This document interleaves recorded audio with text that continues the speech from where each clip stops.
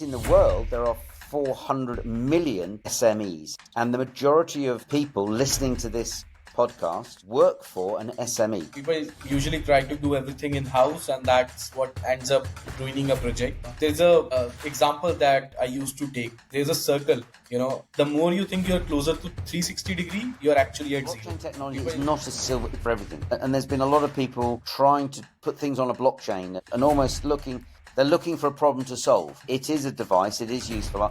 I see it more like a sort of skeleton, and from that you could have machine learning, artificial intelligence, Internet of Things, a variety of other technology together to make it much more useful. Younger generation, they're not going to go and see their bank manager, their stockbroker or anything like that. They want to deal online with their mobile device. And they want to deal digitally, they want to deal in real time. And that environment doesn't respect jurisdictions.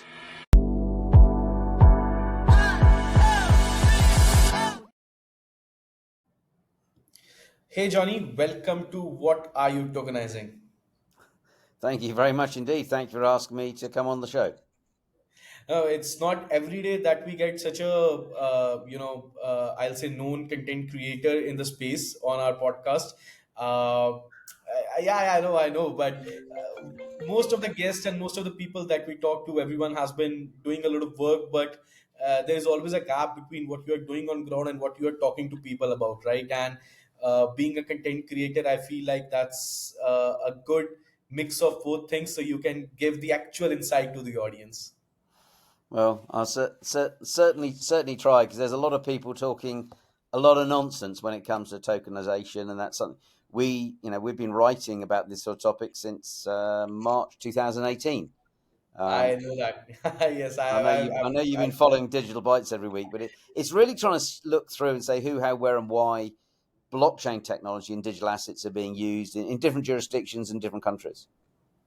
absolutely. And that gives you a good perspective so that, I can also go wide in terms of questions and then put everything out there. So before we get into the details of, what you have been doing and how you can add more insights into this topic, you can call it as a curious question.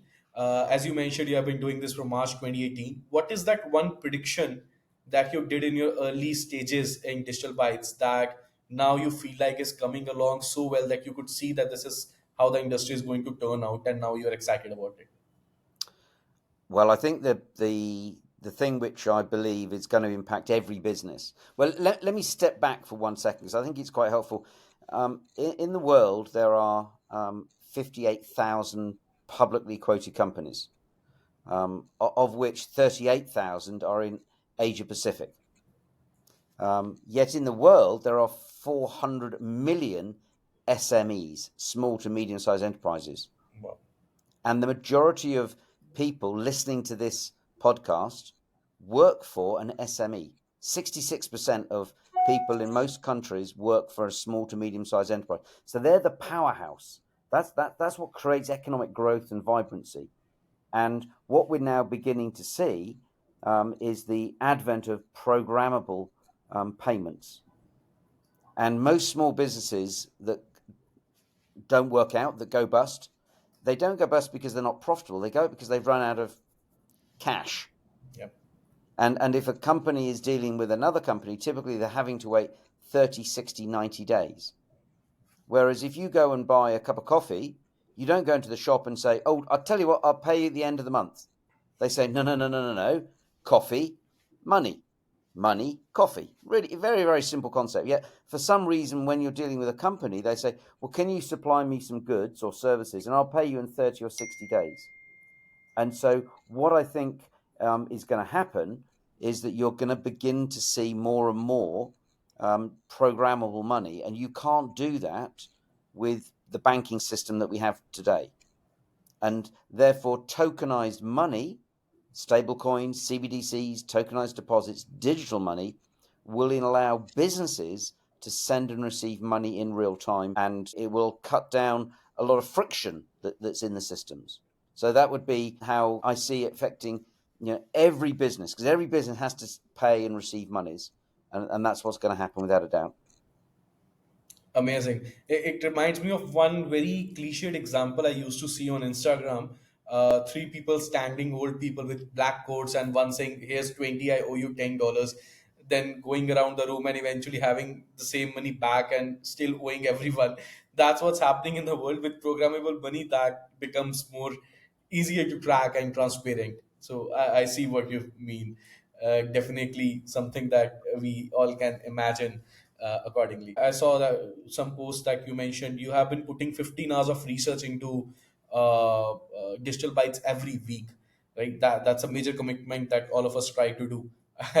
Very frankly, try to do. But so that makes you very currently involved with what's happening around the world, as you rightly mentioned.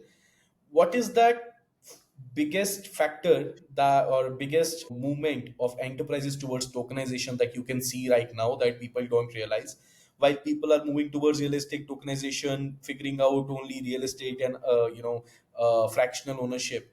What's that biggest enterprise movement that you could see? Well, first of all, it's very much at an institutional level. So in America, there's a company called Broadbridge, and they are in the repo market, repurchase agreements. So this is when one bank gives another bank, I will repurchase your debt off you at a period of time, and it's a very very big market. It's very institutional, and most retail clients won't be aware of it. But you have someone like Broadbridge are doing over $1 trillion a month just in that very specialist area.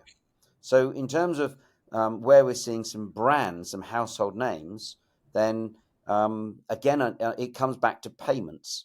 And so recently, we've seen here in the UK a company with 50 million clients, a challenger bank, a new bank called Revolut. Other companies which your listeners will be familiar with are people like Airbnb, Walmart, Apple, um, Wells Fargo, JP Morgan, all of these, Bank of America, and even Facebook, Meta, have come out recently saying that along with Amazon, they actually are now looking at creating their own private money as a way of allowing people to buy and sell and make payments. And we've seen last week, Elon Musk with X, formerly Twitter, announced that what he wants to do is follow the lead that PayPal set and create their own money and really create finally a super app, which the Chinese, to be fair, with WeChat had for ages. And it's enabling you to send and receive monies, make payments just using your phone. You don't need banks. You don't need all these other intermediaries involved. So in terms of use case and adoption, I again come back to digital payments. And that's where we're seeing that's going to impact your listeners, I think, first of all, in a huge way. But going on from there, you just look at Larry Fink, who is the CEO of the world's biggest asset manager, BlackRock. And what he's talking about is the tokenization of all bonds, all equities, all funds.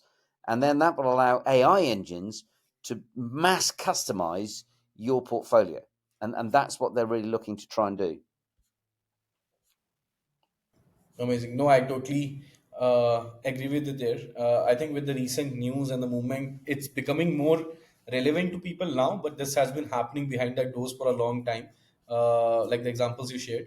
Now, like there are small steps that have been taken, many good initiatives and global payments, but with this stablecoin adoption, it's accelerated overall in terms of perception, I'll say. But it has been there for a long time. Like, for example, I'll give you one insight. I'm not sure if you know the Indian ecosystem. Banks in India, major banks, have already piloted CBDCs. Like they have apps where they are giving loyalty points back to their employees, and they are using it every day. It's not coming out in retail, but it's already being used, right? So that's one part. And stable coins are not far from CBDCs in that regards if integration goes right. So that's an amazing insights. But from this conversation, you mentioned biggest asset management companies, some big names, and I feel like the reason you can relate to that movement is because of your experience. And I would love for you to share your past experience with our audience who is excited to know. All right, you're very kind. So longer term. So originally, I actually set up a fund management business, a mutual fund business, here in the UK, and we manage some money in house, and we also use external companies to manage the money that we provided to mainly through intermediaries, financial advisors, accountants, lawyers, people like that, and essentially built that business up, floated on the London stock market. But what I could see there, there's lots of additional costs and friction, and the mutual fund market, the money you put into your pension hasn't really changed. You all right? Yeah. So the money you put into your funds hasn't really changed very much since the 1780s when the Dutch first invented collect investment schemes. And you normally can only deal once a day, and normally you only get your income every 6 months.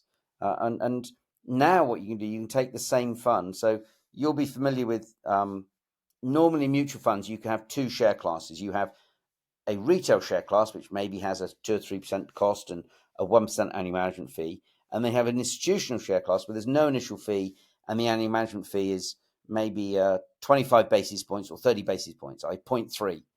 But for institutional, the minimum investment may be several millions to actually get into that, whereas retail it could be a few hundreds.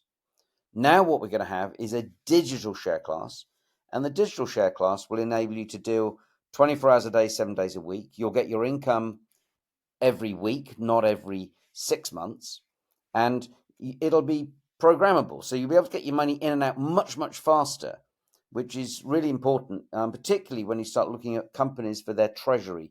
Instead of leaving money in a bank, then they're more likely to start putting the money with some of these big asset managers like Fidelity or Amundi or BlackRock or Aberdeen. All of these companies have digitized, tokenized their money market funds. So it means you can almost treat it like a bank account, but you get a lot more money in a money market fund in terms of interest than you would in a bank account.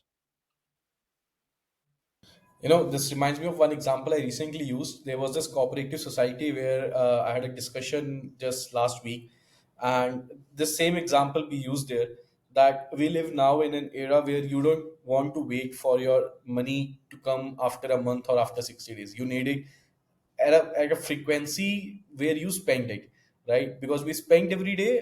It's not the old ecosystem where we used to budget everything. Now we need to see what our actions are giving us and how we are spending it.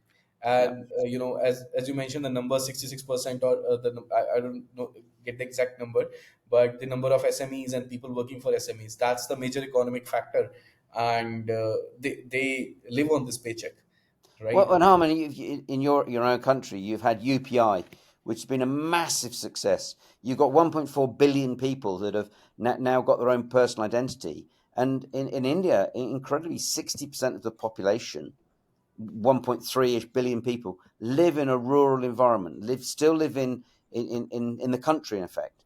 Now, because of UPI, someone working in the field all day long in the afternoon or the evening can actually come home and can start buying and selling, financial investments. And it's one of the reasons why you've seen the Indian stock market perform so well, because now financial services sector is much, much more inclusive.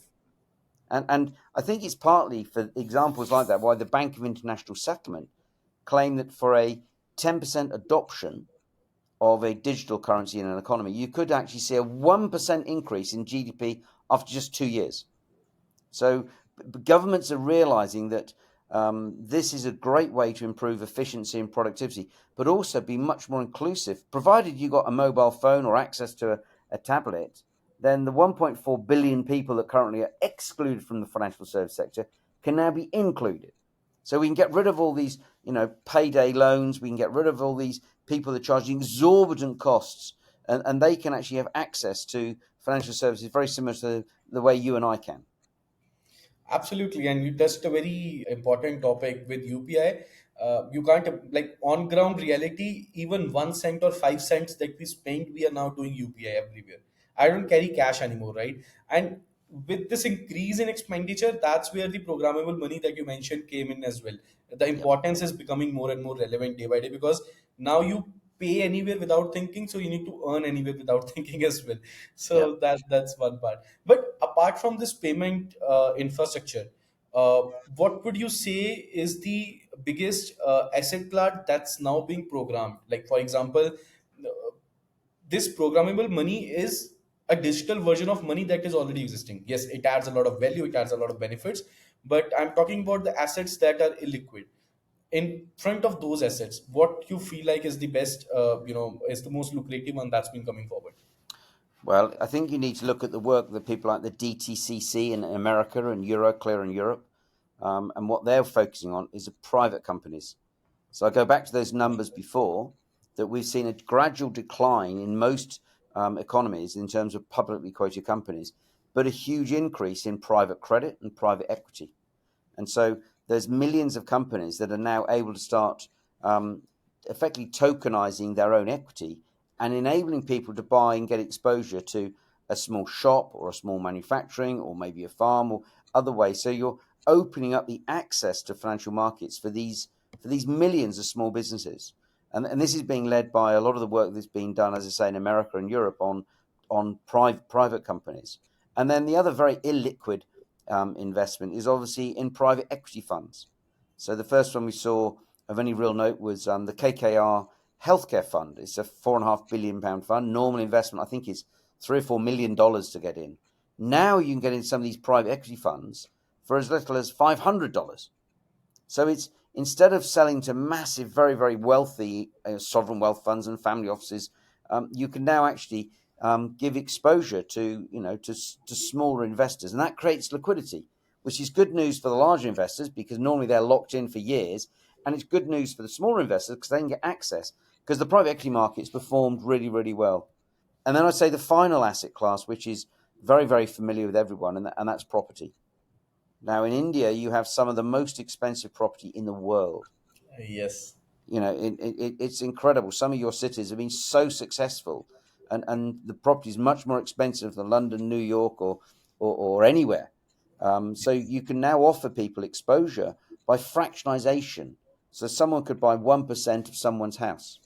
They don't get to pay any rent, but as that house goes up and down in value, they get a share. They get 1% in the increase in the value or decrease in the value. So what you could do, you could then link your house to your debit card. So when you go and buy a coffee, you could actually be spending maybe just a brick off the top of your chimney. So you're actually using your house as your bank, and providing you don't sell more than 49%, no one can ever evict you out of your house. You're not paying to borrow money. You're effectively spending part of your house. So that's going to unlock. And Savills say it's what, $380 trillion is locked up in property, of which 85% is residential property. So lots of Wow. flats and apartments and condominiums and houses. And, with the younger generation, whether you're in New York, Paris, Frankfurt, Rome, Delhi, wherever, Shanghai, it's very, very expensive to buy property. But if you could just buy a percentage of that property, then you can get on the property ladder, and you can then be exposed to that. Absolutely, and this conversation feels much more relevant to me now because just the last episode that we recorded, it was again someone from UK, and they were building their own private credit company on blockchain, helping people invest in real estate financing, business loans to real estate developers, and this aligns so much with that. Uh, I feel like UK is a perfect ecosystem for anyone who wants to understand this market need. But the example that you shared is very interesting. It gives a very different perspective because just in the past 3 years, uh, Delhi, Mumbai, definitely the whole world knows. But there are other smaller cities like close to where I live. There's Chandigarh, right? One of the top cities in India. Just in 3 years, the property values have doubled or tripled in many places, right? 3 years, double the value. That's amazing, right? If there was a normal small apartment worth 150,000 pounds, it's now worth 300,000 pounds. And just because normal people didn't have access to that investment capacity, they were not able to benefit from it. This is what now opens up. And private credit, private line is something that's very interesting.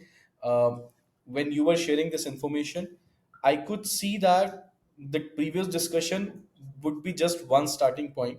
Now next thing I'm going to do is look for a lot of such companies that are dealing in private credit and private equity and how they are tokenizing real access to people. That's definitely one part I'll do.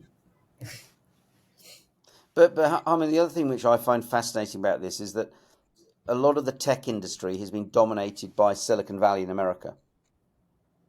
And very interesting from an Indian point of view, many of those companies are now being run by Indian ladies and gentlemen. And India is really, really leading the way in this.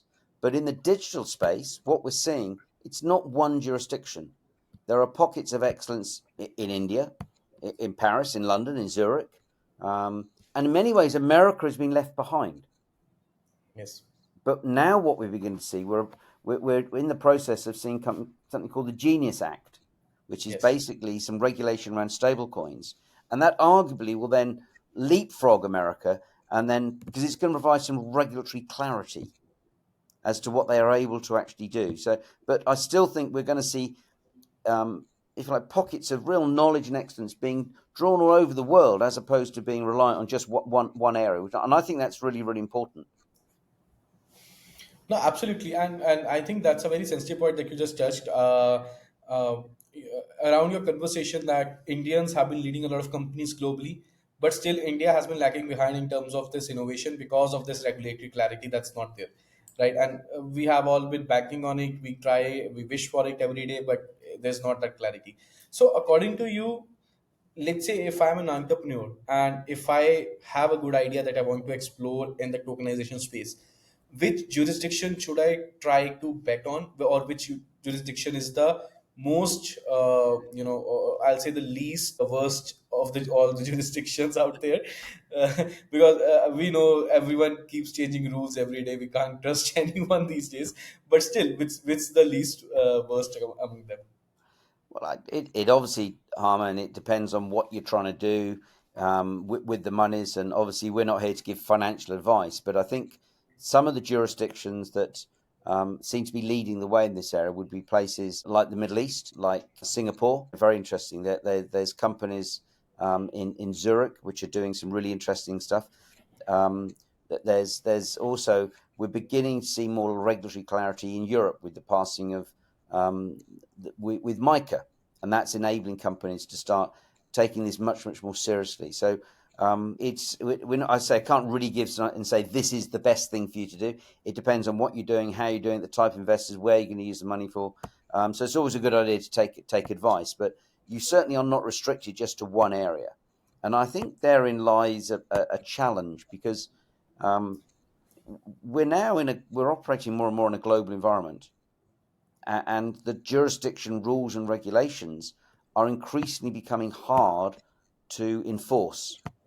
And we have this thing called DeFi, decentralized finance, and people don't necessarily know where the company is that's offering these services, and you don't know where the clients are that are using these services.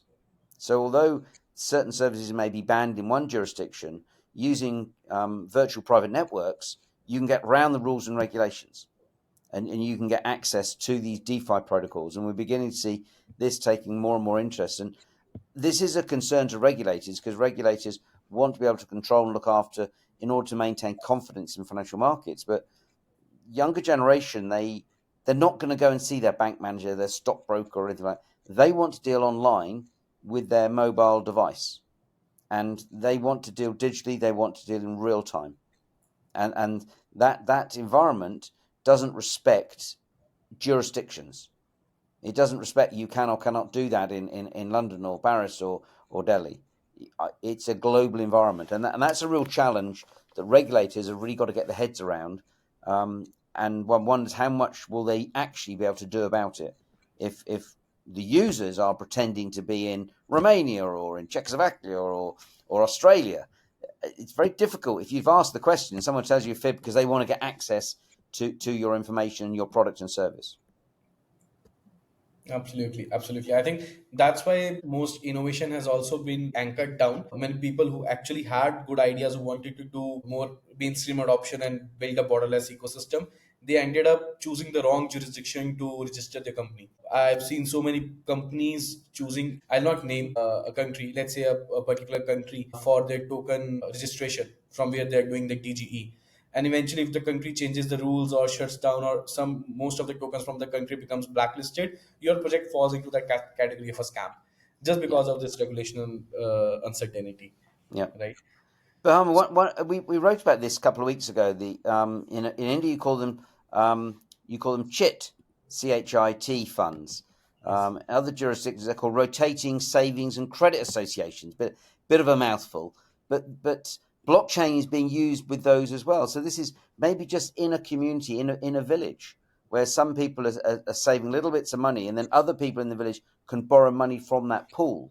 And it's all a little bit opaque. You don't really know what's going on. But with the use of blockchain, it's all very visible for people to see how much has been put in, how much has been taken out, when are the monies due. And using smart contracts, you can then build in and have automatic payments and things like that. So at a very practical level, in very, in urban communities, we're beginning to see, as I say, chit funds in India, but these rotating credit associations in different jurisdictions all over the place. So it's having a big impact on people's day-to-day lives.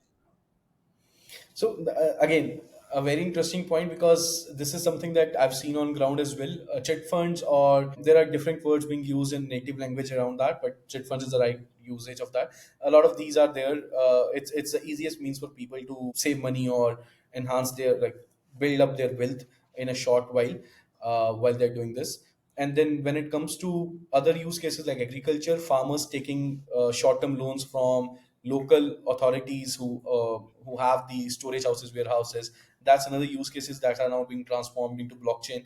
And we have seen this real time with cooperative societies. You'll be amazed to know, in India, most of the cooperative societies are already aware about blockchain. They are exploring it exponentially.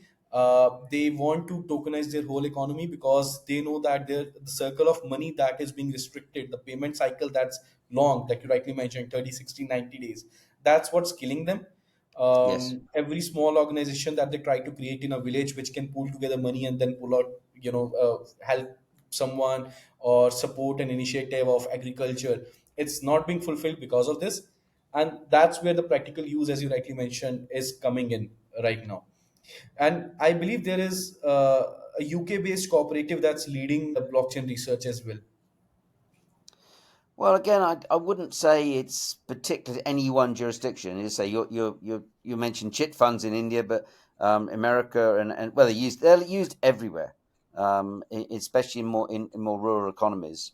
And I think that's the other thing which is really interesting about digital tokenized funds, whether it's money, whether it's assets. They're much more inclusive. And you mentioned the word cooperative. Now, cooperatives, predate sort of joint stock companies, like limited companies as we know them, by centuries. And Yes. the new version of a cooperative is called a decentralized autonomous organization. That's a bit of a I've been mouthful, trying but to explain that to everyone, but no one understands that. it's a digital cooperative. So we all Yes. sit down, we all agree the rules and regulations, and we put it into code. And then the business then operates according to the code. So there's no one person that's saying, "Oh, well, Harman, you're a good credit, and Jonny, you're a bad credit." If you meet the criteria, then you can lend money, or you can borrow money. And these decentralized organizations, again, it's all part of decentralized finance, but it does present a bit of a challenge for regulators, because the regulators like to be able to go after someone if they've done something wrong. Someone's got to be held accountable. But this is opening up a new world where there is no one person, because it was all done by code.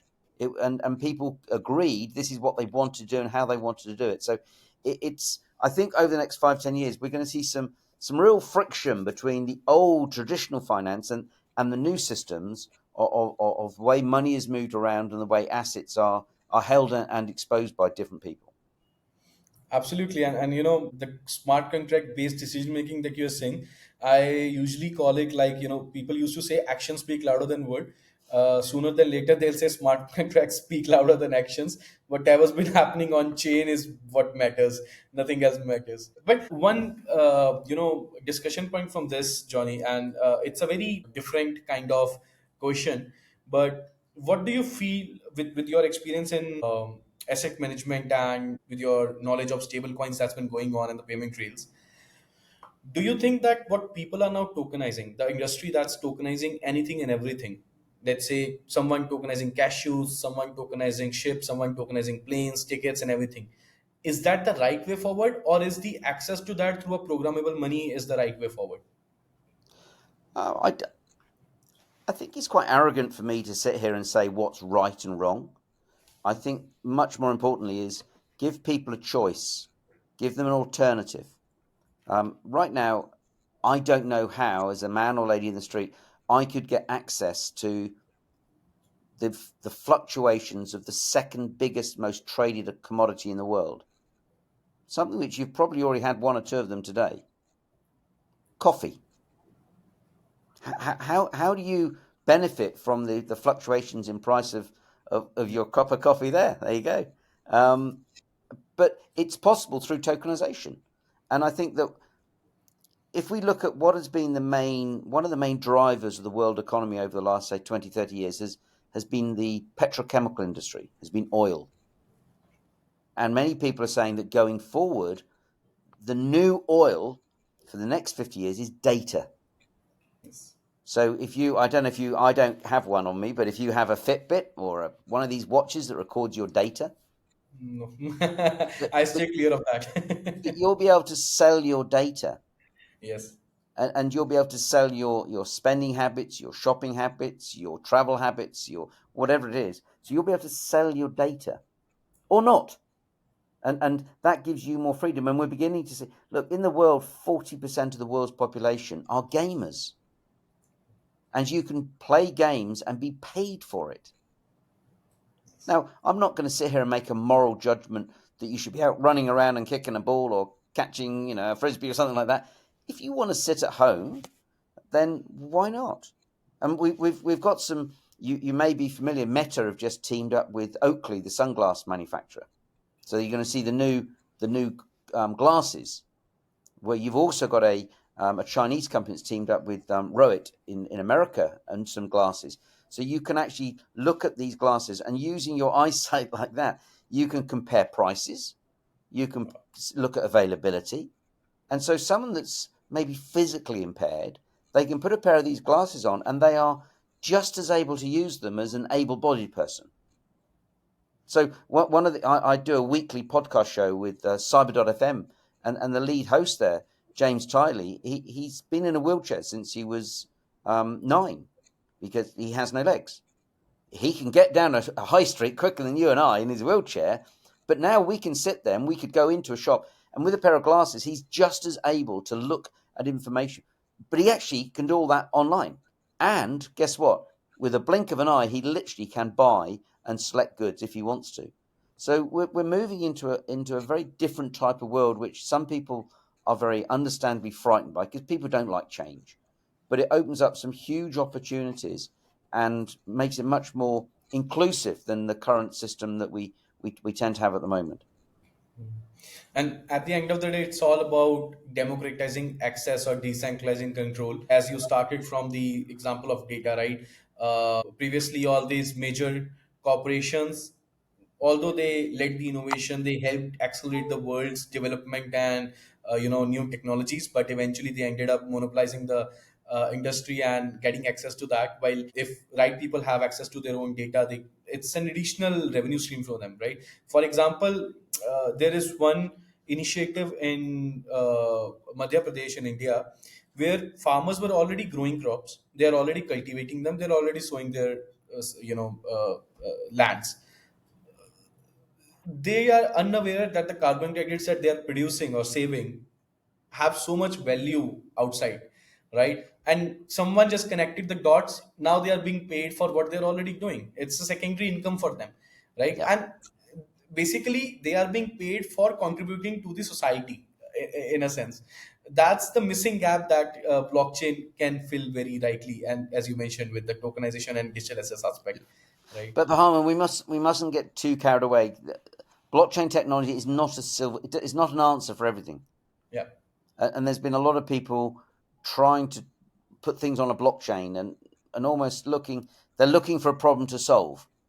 It is a device. It is useful. I see it more like almost like a sort of skeleton, and from that you could have machine learning, you could have artificial intelligence, you could have Internet of Things. There's a variety of other technology which I think can all work together to make it much more useful. And rather than trying to think one technology is the best, different technologies are useful for in different environments and situations. And a lot of people say, well, yeah, but give me an example of how it's being used. Well, I would simply, I used to say go on Google, but now what I'd suggest you do is go on to Grok or Plexity or ChatGPT. Just put in there blockchain plus hats, blockchain plus glasses, blockchain plus agriculture, blockchain plus entertainment, blockchain plus blanks. And you'll be amazed the number of big corporations that are already using or certainly doing projects using the technology, digitizing different things. And don't take my word for it. Go and do your own reading and research. And this is what we do with Digital Bytes. We're constantly trying to say, well, why are they doing it? How are they doing it? Why is Ernst & Young, one of the big four accountants, using PayPal and they have a digital dollar? Well, because it's faster and cheaper. HSBC, they have something called FX Everywhere, and it's faster and cheaper than CLS in terms of swapping money between different banks. It's so successful that Wells Fargo, one of HSBC's competitors, are now using it. So this is happening now. It's not going to happen. It's happening now, and it's a question of you need to do a little bit of work, and your area, and it might be fashion, it might be leisure, it might be travel, it might be insurance, and you will find lots of examples of how it's actually being used at any one time. Amazing. Apart from banks, what would you say is the use case that intrigues you, that makes you motivated when you heard about it? It just gives you goosebumps that, okay, wow, this company is now using blockchain. Um, I would say the democratization of your data. I think that's something we're going to see more and more. Look, the biggest industry in most G7 economies is healthcare. And and as we get older, we're going to need more and more and better healthcare. And seeing how the technology of blockchain and digital assets can give you access and give you information and make some of the healthcare more affordable. I think that's really, really exciting. And that's a combination of augmented and virtual reality. I was talking to my nephew only the weekend, and he was telling me how virtual reality is almost tricking your brain. You've had a stroke, and it's teaching you how to reach out and grab something, and it's actually doing it. Now, some of those are being run over blockchains, and some of those are giving you rewards and loyalty schemes. The more you do it, then it's like you get tokens. Those tokens can be used for other things. So it's giving you an incentive to use it. So don't be too prescriptive how you can use it. And it's amazing how other people find other uses for it. There's a company called Minima doing a lot of work with Internet of Things in the car industry, with Volvo, and working out how do we use and record data and then share that data for the advent of self-driving cars. It's being used all sorts of different places, even in the legal industry. So I'm not sure if you're familiar with eBay, and let's say I buy your hat, and when I get your hat, actually the front hat is good, but the back, it's got all marks on it. And I say, well, come on, Harman, you give me my money back. Your hat's not a very good hat. And you say, no, I showed you both sides. So we write to eBay. eBay then send the information to a panel of people, and they will say, look, Harman, you're a bad lad. Either give him his money back, or you'll be banned from eBay. So they arbitrage and do judgment. Now, that same principle is being used by the Kelleros blockchain in Latin American courts. So in Mexico and Argentina, they're using blockchain technology for arbitration because Wow. it's transparent, it's real time, and they can code what they want. So we're seeing examples of blockchain being used in the legal industry, which I find fascinating. Oh, wow. And I think that's the best example of how programmable decision making can be used where manipulation is the biggest factor, where there's so much scope of you can, rig the system. But with this kind of decision making, it has to be fair. It will be fair, Yeah. right? Amazing. But in all this conversation, in all the areas that you have seen, in all the use cases that you have seen, what is the biggest, I'll say, overused buzzword that you feel has been slowly growing and affecting a lot of the discussions? Well, I suppose people claim to be experts. I don't think anyone is an expert in this area because we're all learning. You mentioned I spend 15 hours a week, and I generally do reading, talking to people, researching. I don't think I'm an expert because it's all changing so quickly, and that's the thing which is really interesting and fascinating. And the other thing I'd say is that unfortunately, governments and regulators have been very worried about change, and we desperately need some proper regulation so that companies then can invest money and really get the best out of some of these technologies. But I think artificial intelligence is going to really give this a boost because AI is only as good as the data that it has, and therefore you want a place that you can have secure data. And if data on a blockchain can't be manipulated, can't be corrupted, then that's a good way for those two technologies to work together. And again, find that very interesting how two technologies that way can work together. And in the same way, an IoT device.